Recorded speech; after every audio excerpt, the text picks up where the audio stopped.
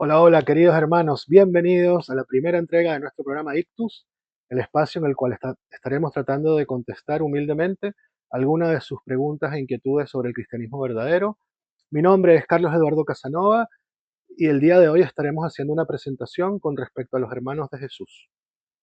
Decidimos abordar este tema porque hicimos una encuesta en diferentes grupos católicos y es una pregunta que se nos vino mucho, así que decidimos abordarla de primero. Así que vamos a estar siguiendo un caso y viendo diferentes extractos de la Biblia. Así que vayan, busquen sus Biblias, tengan su teléfono a mano o su computador para que puedan ir siguiendo este caso y puedan ir constatando que lo que estamos diciendo acá es totalmente veraz y podamos llegar entonces todos a conclusiones claras. Así que vayan y vayamos a ello.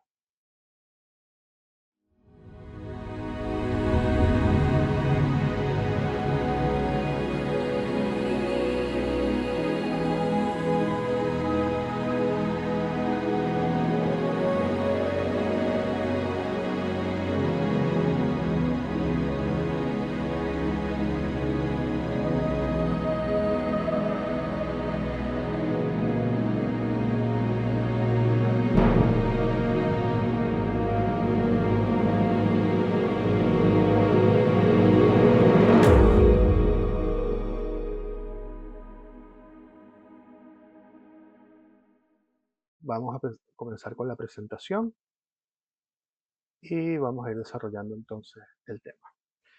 Como decíamos, los hermanos de Jesús. La Biblia dice en un par de pasajes que Jesús tuvo, eh, que habla de unos hermanos de Jesús, pero esta pregunta conlleva dos más. Una es si la Virgen tuvo otros hijos además de Jesús y si fue virgen perpetuamente. Así que vamos a ver qué nos va diciendo la Biblia y cómo vamos entregando aquí entonces la información. Veamos.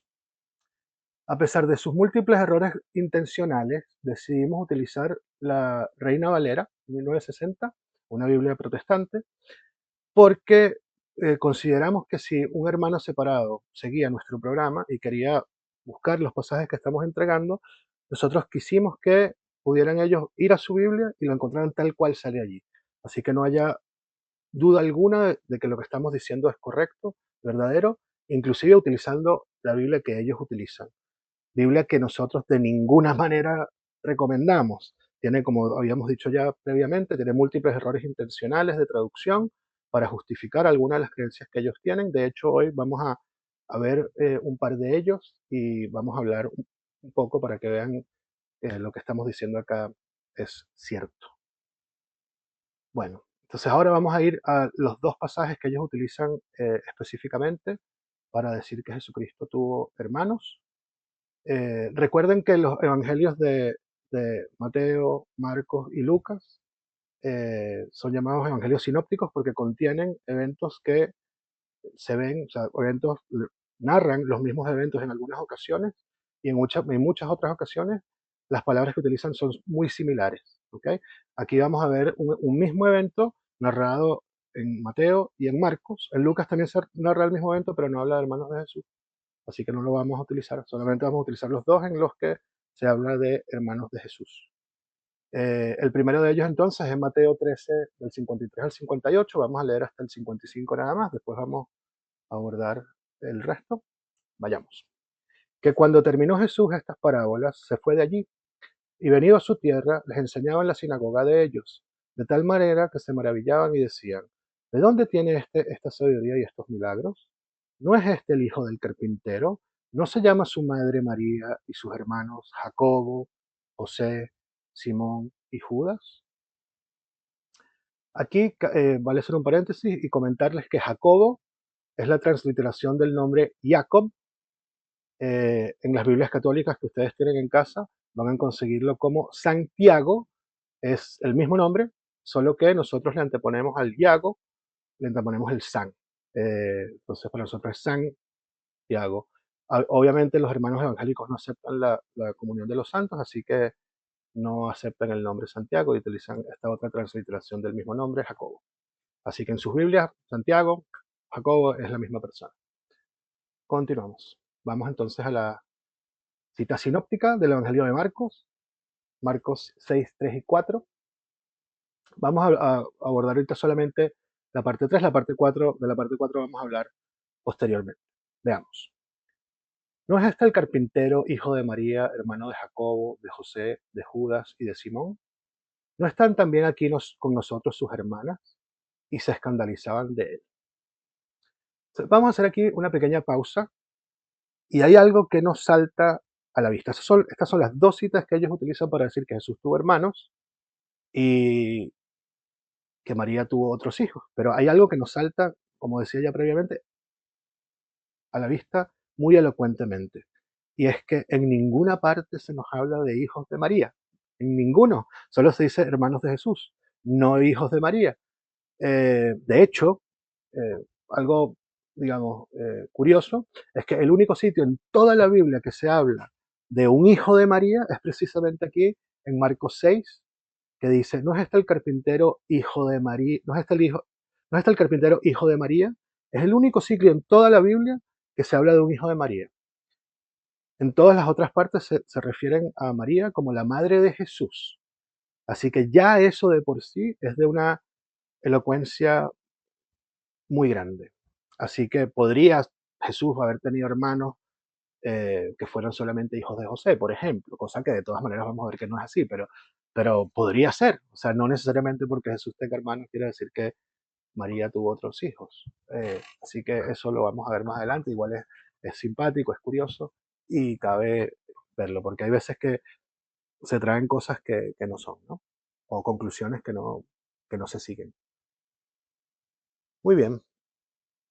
Yo quise aquí hacer también un paréntesis y hablar que la revolución protestante que comenzó en el siglo XVI, que fue llevada a cabo en una primera instancia por Martín Lutero, el personaje que tienen ustedes en pantalla en este momento, y varios de los otros padres de la revolución protestante que vinieron posteriores a Martín Lutero, como Calvino, Zwinglio y Enrique VIII, el rey de Inglaterra, todos ellos eran defensores de la virginidad de María.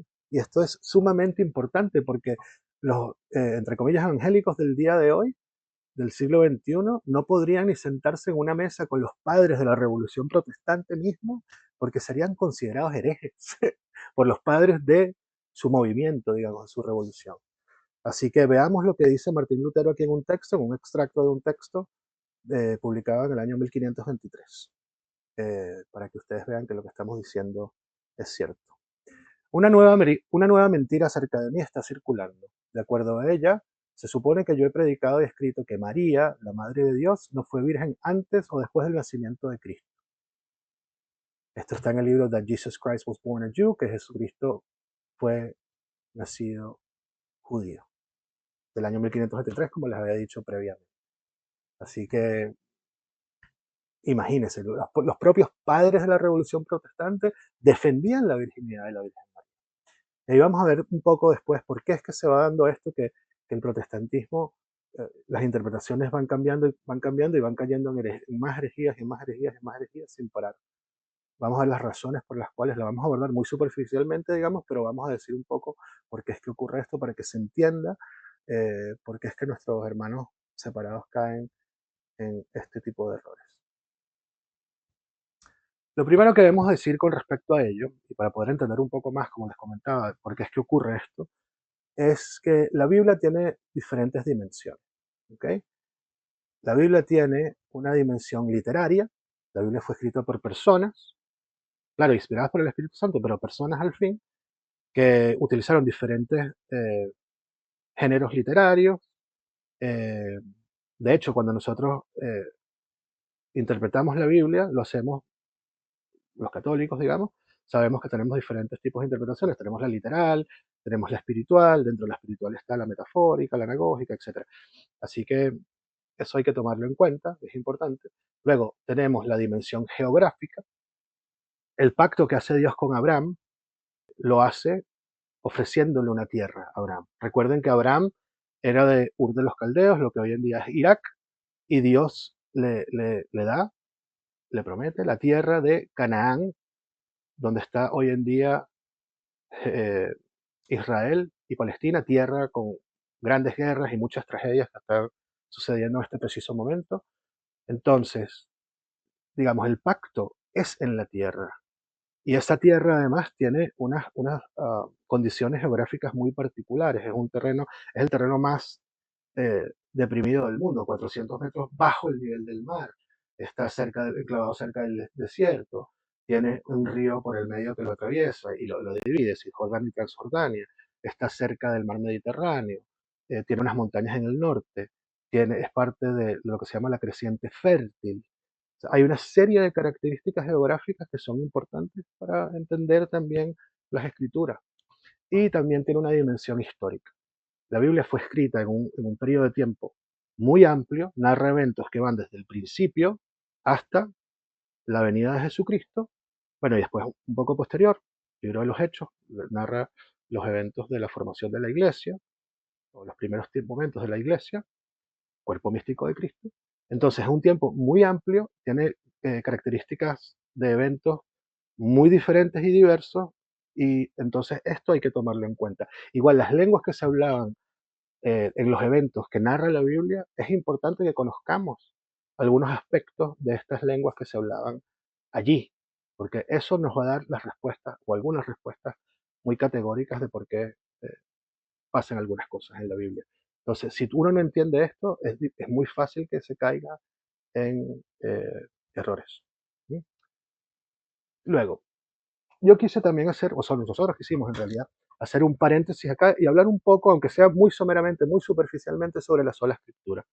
Porque esto es uno de los elementos centrales, además del que ya mencionamos, del por qué nuestros hermanos separados caen en este tipo de errores. La sola escritura es una doctrina que propugna, que dice que solo la persona sola, iluminada, inspirada por el Espíritu Santo, toma la Biblia sola y que la Biblia tiene algo que se llama perspicuidad. Supuestamente la Biblia se interpreta a sí misma, entonces la persona puede llegar a toda la verdad sin necesidad del magisterio y la tradición.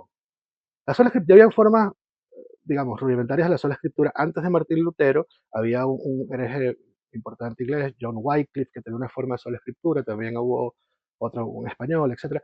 Pero Martín Lutero lo lleva a su apoteosis y lo toma como una doctrina central de su nueva teología, digamos, porque él hace una nueva religión al final de cuentas.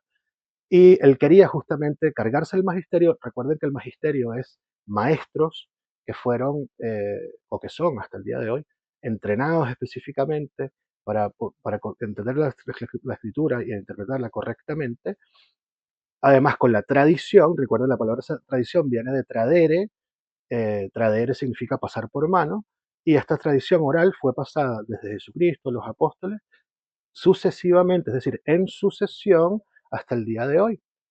Y tenemos entonces un cuerpo de personas que son maestros en la escritura y que además que recibieron en sucesión estas tradiciones para decirnos, bueno, y esa es la iglesia obviamente, ¿no? Y la jerarquía, etcétera, ¿no? Tenemos el catecismo, todo esto, ¿no? Y los concilios, ya ustedes saben. Entonces Martín Lutero se carga con todo eso y dice, no, la persona sola con la escritura llega a toda la verdad. Sabemos que eso es falso. Por sus frutos los conoceréis. Esto lo que ha traído es división tras división, tras división, tras división, error tras error, tras error, tras error. ¿Cuántas miles de sectas tenemos hoy en día? No lo sabemos.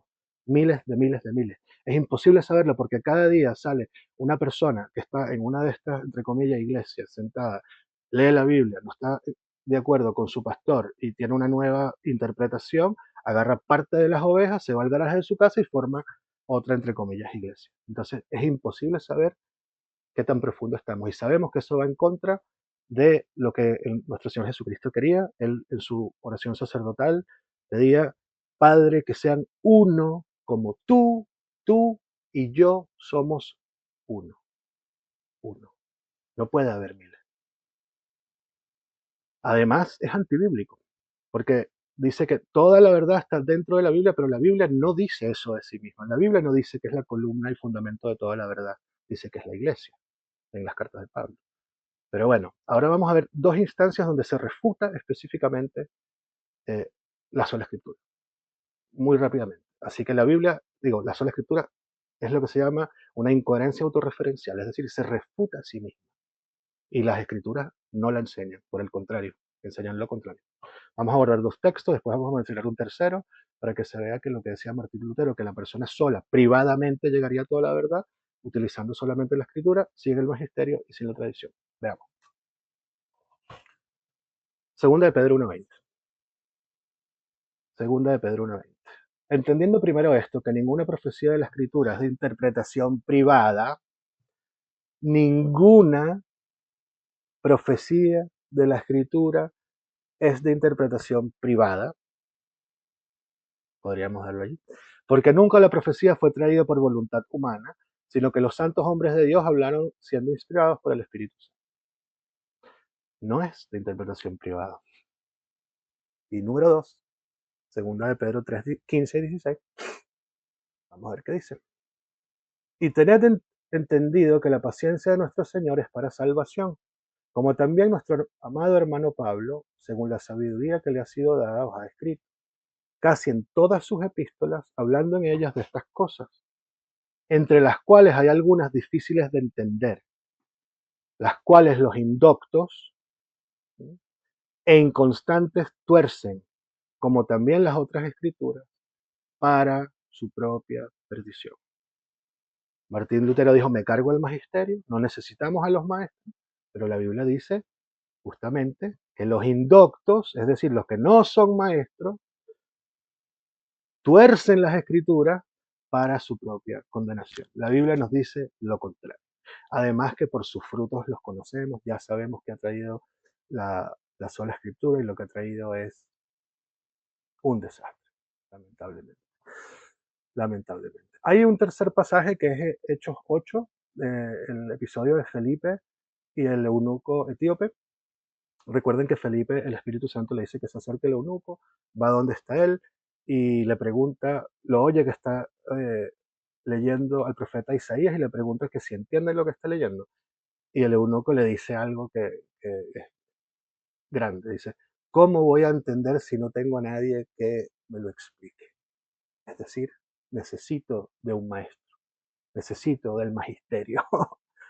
Así que hermanos, queridos hermanos, la Biblia es clara, sola escritura es una falsa doctrina inventada por hombres, más de 1000 años después de la venida de nuestro Señor Jesucristo, y lo que ha llevado es a la división, contrario a lo que nuestro Señor Jesucristo claramente quería. Eh, hay que rezar por nuestros hermanos separados, hay que rezar por ellos, hay que tener caridad y tratar de enseñarles la verdad, para que puedan venir a la plenitud de la fe. Continuamos. Vamos a ver ahora hermano, la palabra hermano en el Viejo Testamento para ver si la palabra hermano verdaderamente significa solamente hijos de una misma madre y un mismo padre.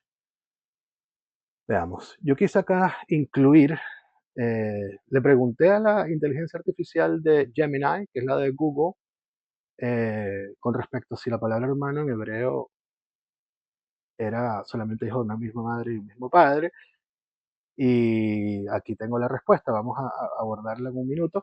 Claro que cabe destacar que nosotros no recomendamos de ninguna manera tampoco que utilicen Wikipedia o la inteligencia artificial como fuentes, digamos, primarias, porque no son fiables. La inteligencia artificial no es tan inteligente, no es tan artificial, hay programadores por detrás que ponen un algoritmo específico, etcétera. Eh, tengo un par de personas cercanas que conocen el tema muy profundamente y han escrito unos artículos muy buenos. Quizás en el futuro, si les interesa, y podríamos hacer un programa con ellos para que nos expliquen un poco de cómo funciona esto, y creo que sería interesante. Pero de igual manera quise ponerlo acá, porque sí nos arroja luces con respecto a este tema específico, ¿no? Entonces dice, la palabra hermano en hebreo se escribe H, que se pronuncia ah. Esta es una transliteración, claro, ¿no? Recuerden que no tienen obviamente el alfabeto nuestro, el alfabeto romano. En la Biblia hebrea, el término hermano tiene un doble significado para los israelitas. Pertenecer a la misma familia o pueblo, ¿sí?, profesar la fe en el mismo Dios. Esto está diciendo la verdad, está diciendo la verdad la inteligencia artificial. En Wikipedia también hablan de hermanos, él dice algo muy similar y dice, bueno, se escribe aj o ají, pero veamos un poco más abajo lo que dice esta inteligencia artificial de Gemini. En la Biblia griega la palabra adelphos se tradujo del hebreo aj. Sin embargo, no hay bases filológicas y exegéticas suficientes para sostener que adelphos pueda expresar de manera correcta la palabra primo o pariente. Lo hace, lo hace. La palabra adelphos fue la que se escogió y vamos a nosotros a verificar y a constatar que sí lo hace y se refiere a primo o pariente también. Así que eso. Continuamos después de este paréntesis. Muy bien, vamos a ir al Viejo Testamento, como decía, y vamos a constatar aquí que la palabra hermano no es necesariamente, o no es necesariamente, claro, hijo de un mismo papá y una misma mamá. Veamos. Tomó pues Abraham a Sarai su mujer y a Lot, hijo de su hermano, no sobrino, porque no existía la palabra, hijo de su hermano, y todos sus bienes que habían ganado y las personas que habían adquirido en Harán, y salieron para ir a tierra de Canaán, y a tierra de Canaán llegaron, hijo de su hermano. La lengua, hay que decir acá, no lo hablamos anteriormente, pero esto de la dimensión histórica de la Biblia cobra una importancia suprema acá. Les hablaba yo que los lenguajes que se utilizan en los eventos que se narran en la Biblia son importantes porque en el Viejo Testamento se hablaba el hebreo, en el Nuevo el arameo, ambas lenguas semíticas que eran muy pobres, y esa pobreza de la lengua la podemos ver en diferentes ámbitos. Uno de ellos, por ejemplo, es que no tenían vocales, y es por ello que, por ejemplo, cuando el Dios, en la teofanía del Horeb, donde Dios se le aparece a Moisés y se le revela su nombre, que después se hace el tetragramatón, la transliteración al castellano es YHDH, la transliteración correcta, ¿no? Esto de Jehová es un error, pero eso no lo vamos a hablar. Y otro aspecto de la lengua que es muy pobre, digamos, es que utilizaban una palabra para cosas más amplias porque tenían pocas palabras. Entonces, como habíamos dicho anteriormente, la palabra hermano significa algo mucho más amplio, no solamente hermano, hijo de una misma madre y un mismo padre, puede significar primo, puede significar sobrino. Fíjense que acá no dicen sobrino, sino hijo del hermano, ¿no? Vayamos entonces a la siguiente cita. La siguiente es Génesis 14, 11 y 12, y dice así. Y tomaron toda la riqueza de Sodoma y de Gomorra y todas sus provisiones y se fueron. Tomaron también a Lot, hijo del hermano de Abraham, que moraba en Sodoma, y sus bienes y se fueron. De nuevo, hijo del hermano, es el sobrino, pero no dice sobrino porque es pobre la lengua. ¿Mm? Ahora vamos a Génesis 13, 8, y vamos aquí a ver algo importantísimo. Entonces Abraham dijo a Lot, no haya altercado entre nosotros dos, entre mis pastores y los tuyos, porque somos hermanos. Fíjense acá, nosotros ya sabemos que Lot es el sobrino de Abraham, lo hemos visto ya en dos pasajes diferentes, pero ahora dicen que son hermanos, por la pobreza de la lengua que ya habíamos dicho. Vamos aquí a constatarlo con más citas, hay muchas otras citas, pero vamos a ver un par más por cuestiones de tiempo, no podemos extendernos tanto en el tiempo, pero vamos a ver dos que son muy, muy elocuentes con respecto a esto que estamos nosotros aquí afirmando. Bueno, esto ya estaba, yo creo que es suficiente, pero vamos a un poco más. La primera de ellas es Primera de Crónicas 23:2. Aquí se habla de los descendientes de Leví y de Aarón como hermanos, descendientes removidos en el tiempo de ellos, ¿no? Entonces veamos qué dice.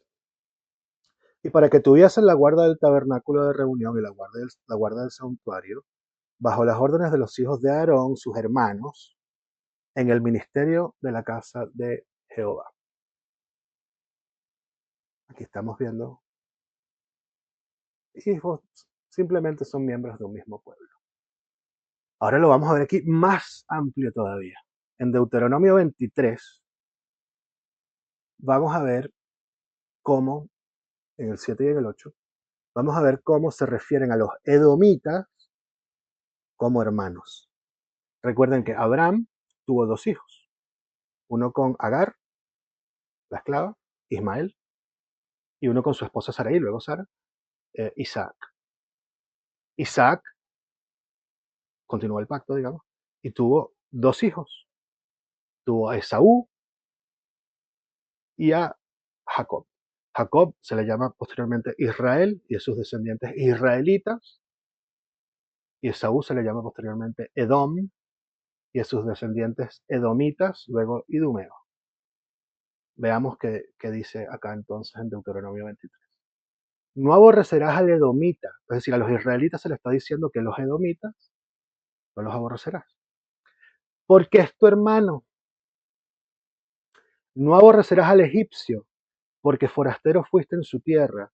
Los hijos que nacieren de ellos en la tercera generación entrarán en la congregación de Jehová. ¿Mm? Entonces aquí a los israelitas se les dice que los edomitas son sus hermanos. ¿Ah? Creo que nuestro caso está zanjado, podríamos dar otras citas más, pero creo que ya está bastante claro y por cuestiones de tiempo tenemos que continuar en este sublime viaje que es el de conocer un poco más profundamente, que sea un poquito más nuestra maravillosa fe, la fe de la verdadera fe, la plenitud de la fe.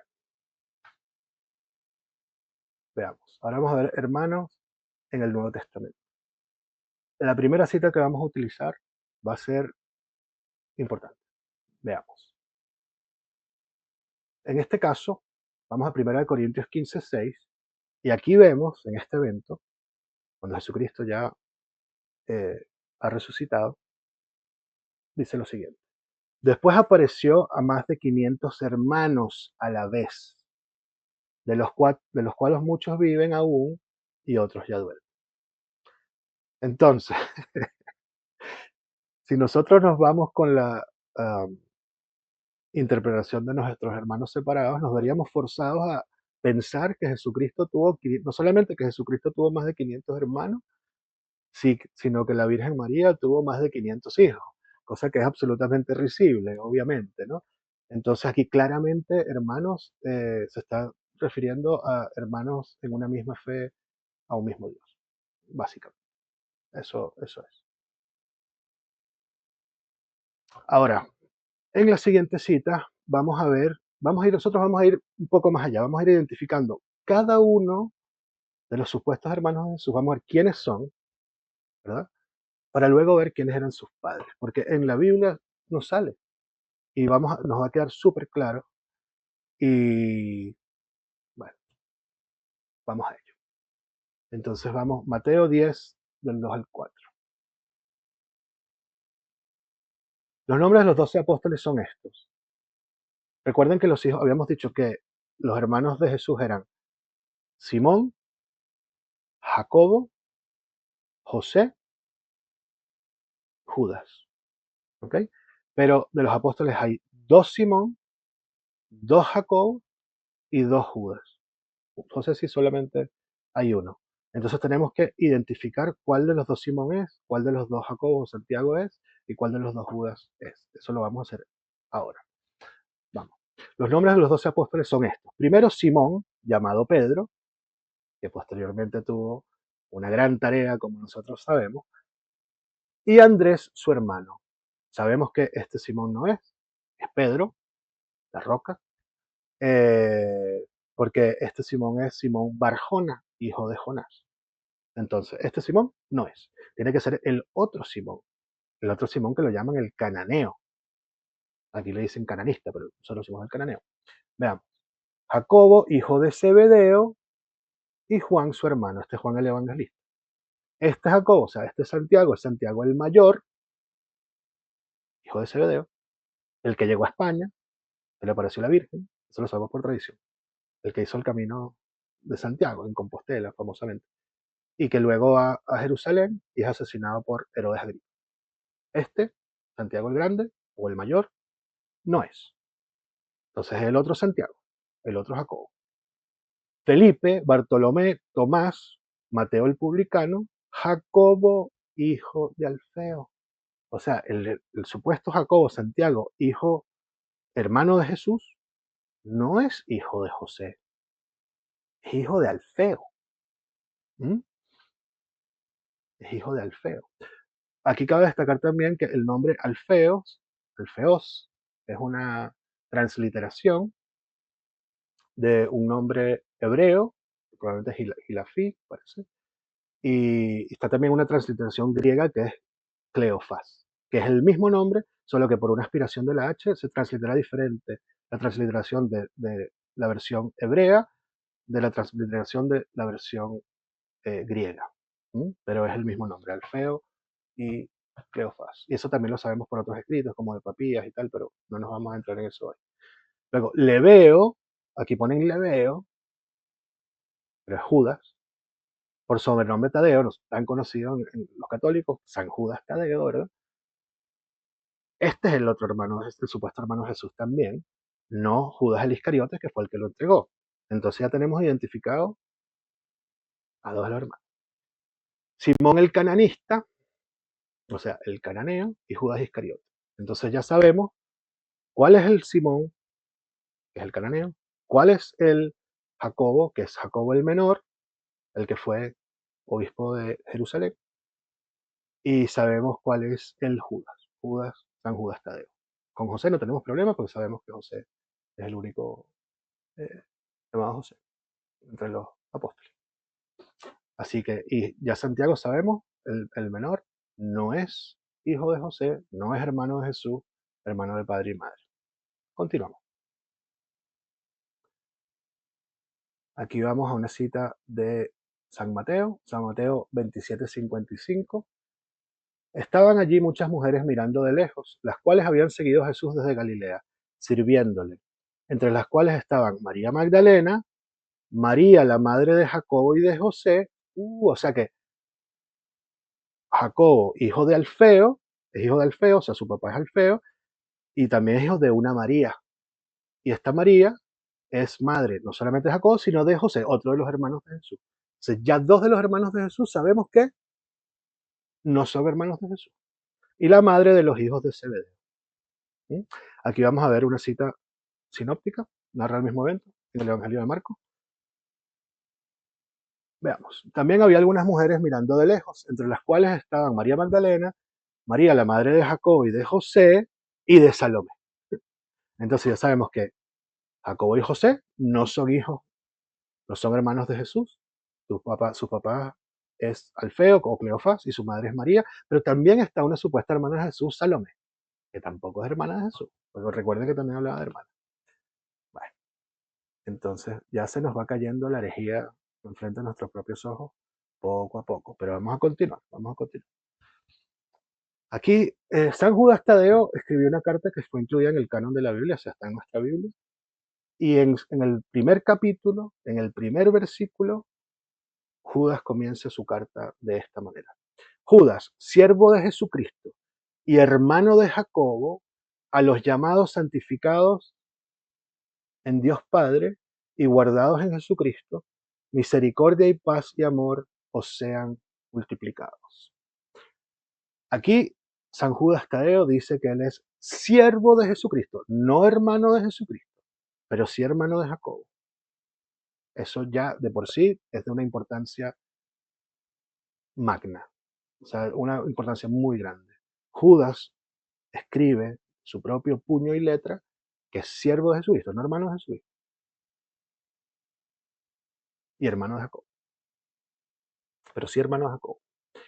Ahora vamos a ir a una cita eh, para nosotros importantísima. Claro que nuestros hermanos separados no la van a aceptar porque ellos son solo escritura, supuestamente. Ellos solamente aceptan cosas que supuestamente lo que sale en la Biblia y nada más, a pesar de que a veces traen cosas y la meten, ¿no? Eh, pero esto es de una importancia bárbara. Esto es un escrito eh, hecho por un obispo, un libro de la historia de la iglesia, llamado Historia de la Iglesia o Historia Eclesiástica.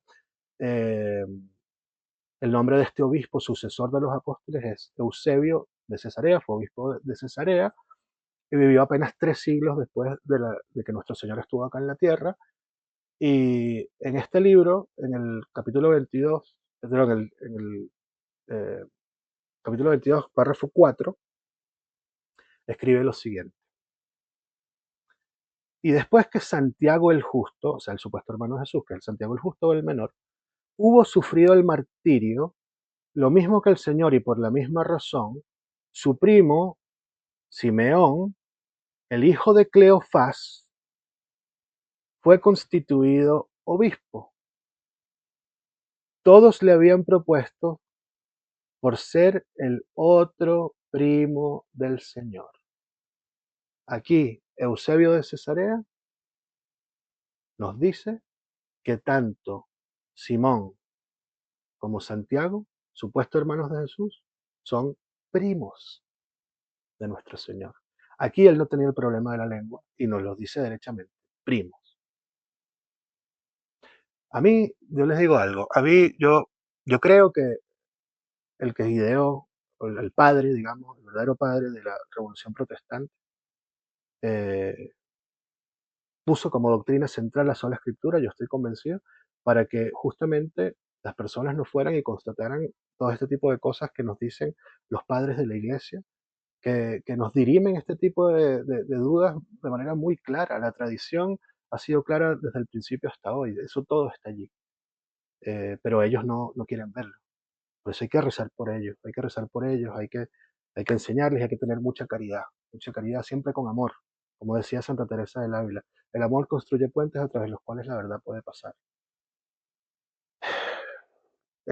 Para mí es increíble cómo pensar que yo en el siglo XXI, no teniendo magisterio, no teniendo tradición, no sabiendo las dimensiones de la Biblia, ni nada de estas cosas, puedo tomar una Biblia y llegar a verdades más absolutas que los sucesores de los apóstoles apenas 3 siglos después de que los apóstoles vivieron. Eso no tiene, pero ningún sentido. Mucho más teniendo en cuenta lo que hablamos de los errores de la Biblia que utilizan. Es de verdad triste, triste. Y hay que rezar y tener caridad. Vamos a continuar, a pesar de que ya nuestro caso es contundente, vamos a seguir adelante y vamos a ir, como dije, ya constatando ya de manera muy, muy certera todo lo que estamos diciendo. Aquí vamos a ir a Juan, el Evangelio de Juan. Recuerden que vamos a ir al evento donde Jesucristo es crucificado, está crucificado. Recuerden que Juan estaba allí. Juan es testigo ocular de estos eventos. Él estaba allí, vio y escuchó todo lo que se estaba diciendo. ¿Mm? Y aquí nos lo escribe y nos dice, Juan 19, del 24 al 25. Voy a empezar un poco más adelante del 24. Dice, y así lo hicieron los soldados. Estaban junto a la cruz de Jesús su madre, es decir, la Virgen María, y la hermana de su madre, María, mujer de Cleofás, y María Magdalena. Aquí ya vemos que María, mujer de Cleofás y madre de varios de los hermanos de Jesús, supuestos hermanos de Jesús que no lo son, dice que es hermana de María. Muy probablemente no sea hermana, sino prima de María. Es cierto que el nombre María era un nombre muy común en esta época, pero sería eh, ilógico que en una familia se llamaran a dos hijas María. Yo tengo dos niñas María, pues se llaman María Paula y María Caterina, digamos. Pero María solo, o sea, sería confuso. Entonces, lo más probable es que no hayan sido hermanas de un mismo papá y de un mismo mamá, y de una misma mamá, sino primas. De igual manera, nosotros sabemos que Cleofás o Alfeo era hermano de José. Eso lo sabemos por los escritos de Papías y de Gésipo, por tradición. Claro que nuestros hermanos separados no lo van a aceptar, pero es así. Entonces, los hermanos de Jesús ya sabemos quiénes son, los identificamos, sabemos quiénes son su papá, quién es su mamá, no queda duda, no son hermanos, son primos de nuestro Señor. La pobreza de la lengua hizo que cuando la tradujeran pusiera la palabra hermanos para mantenerse fiel a lo que decía el lenguaje original, pero no es tal. Ya está súper claro. Ahora que entonces vamos a pasar a otra siguiente etapa de nuestro desarrollo, que es citas que nuestros hermanos separados utilizan para eh, tener objeciones con respecto a la virginidad de María. ¿Mm? Entonces vamos a ir abordándolas y viendo si lo que ellos dicen es cierto. La primera de ellas es Lucas 2, en el versículo 7. Veamos qué dice. Y dio a luz a su hijo primogénito y lo envolvió en pañales y lo acostó en un pesebre, porque no había lugar para ellos en el mesón. Aquí nuestros hermanos separados, que no siempre son sola escritura, obviamente, traen de afuera y le meten aquí algo que no aparece. Ellos dicen que porque dice dio a luz a su hijo primogénito, que primogénito querría decir el primero de muchos. Y primogénito no significa primero de muchos. Es primo, primero, génito, o sea, el que primero nació, el que primero se creó, digamos. Pero más nada, eso es todo. Es el que primero nace y punto. No habla de nada posterior, no connota nada posterior. Y eso lo vamos a ver con la Biblia misma, lo vamos a constatar. En algunos casos no son solo escritura, ¿eh? Como decía, igual no es culpa digamos, de la Grey protestante, son los líderes, yo creo. eh, que bueno, sabiendo todo esto, los que saben sí son culpables, tienen dolo. Ahí creo que bueno, eso ya es otro tema. Veamos. Vamos a utilizar dos pasajes de la Biblia para ver claramente que la palabra primogénito no significa el primero de muchos, el primero de una serie, sino simplemente el primero que nace y punto, sin nada posterior. La primera de ellas es Éxodo 13, del 1 al 2, y dice acá. Jehová habló a Moisés diciendo, conságrame todo primogénito, cualquiera que abre matriz entre los hijos de Israel, así de los hombres como de los animales, mío es. Entonces aquí nos define que es primogénito. Cualquiera que abre matriz entre los hijos de Israel. Punto. Claro que en el caso de nuestra Virgen María no abrió matriz, porque fue virgen antes, durante y después del parto. Pero primogénito, eso es lo que significa. El primer nacido. Punto. Acabó. Más nada. Lo vamos a ver más claramente en la siguiente cita. Aquí sí lo vamos a constatar muy, muy, muy claramente. Primera de Crónicas 23, 15 al 17. Hijos de Moisés, Gersón y Eliezer. Hijos de Eliezer, Rehabías. Aquí la Reina Valera pone el jefe. En realidad es el primogénito, eso lo vamos a hablar en un momento. Eliezer no tuvo más hijos. Así que el primogénito y Eliezer no tuvo más hijos.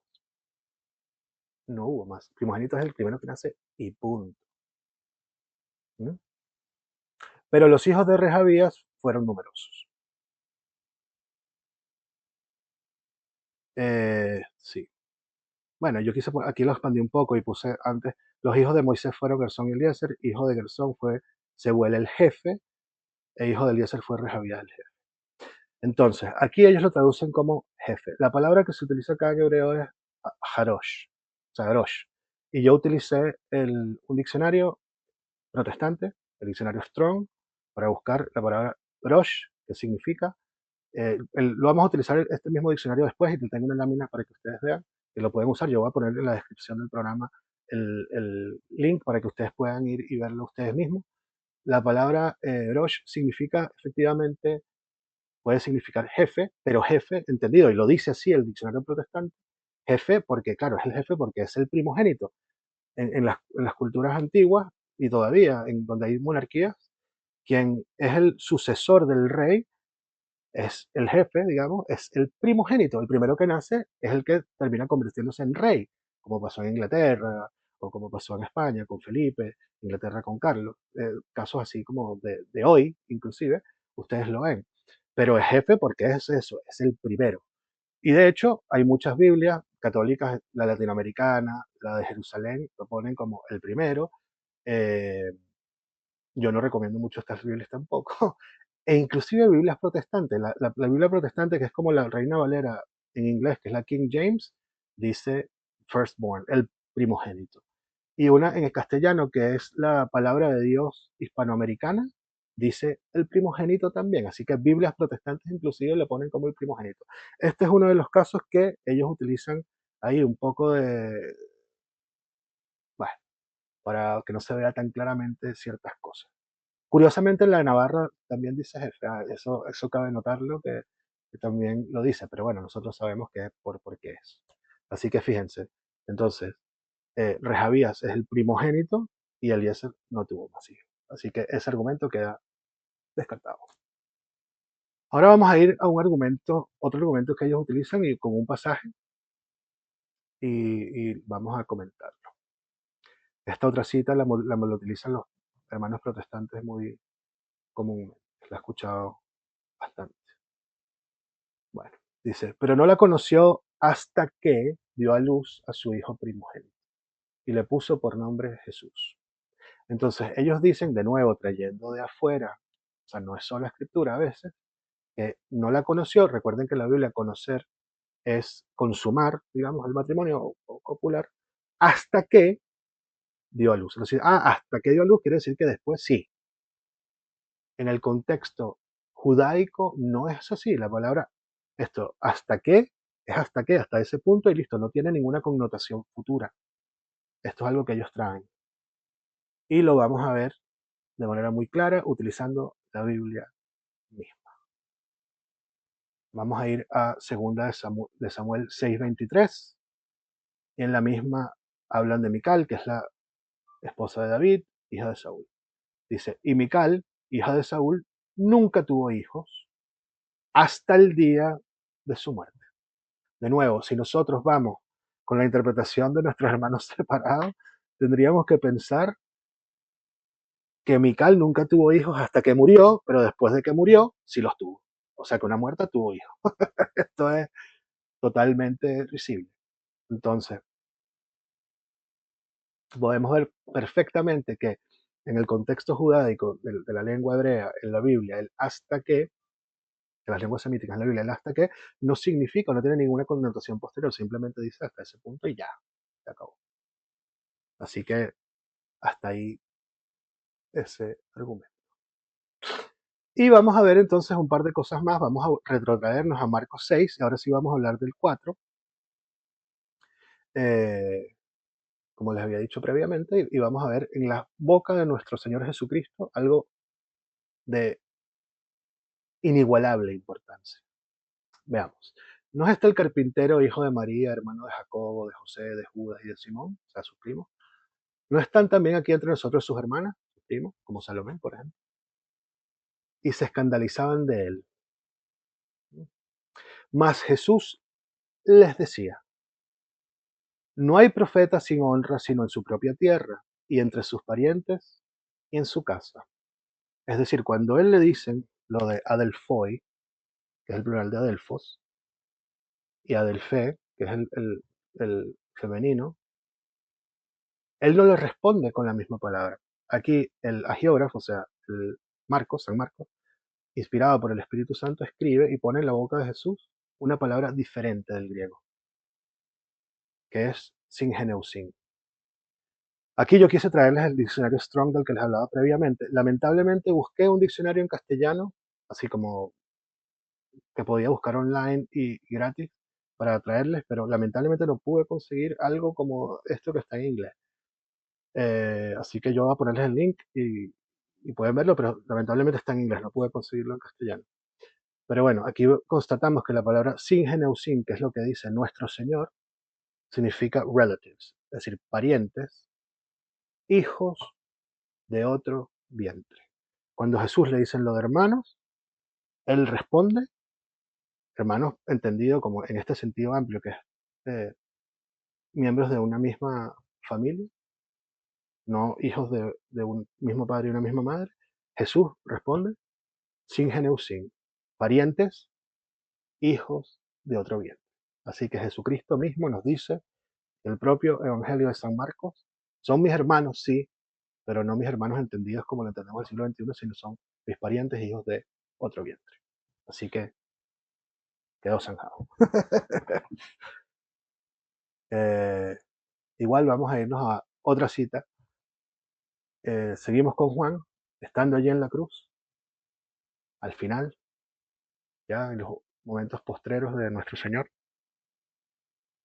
Y aquí ocurre algo que, de nuevo, volviendo al contexto histórico, judaico, del momento, algo que si la Virgen María hubiera tenido otros hijos, sería imposible que ocurriera. Imposible. Los judíos eran, como ustedes saben, un pueblo de la ley.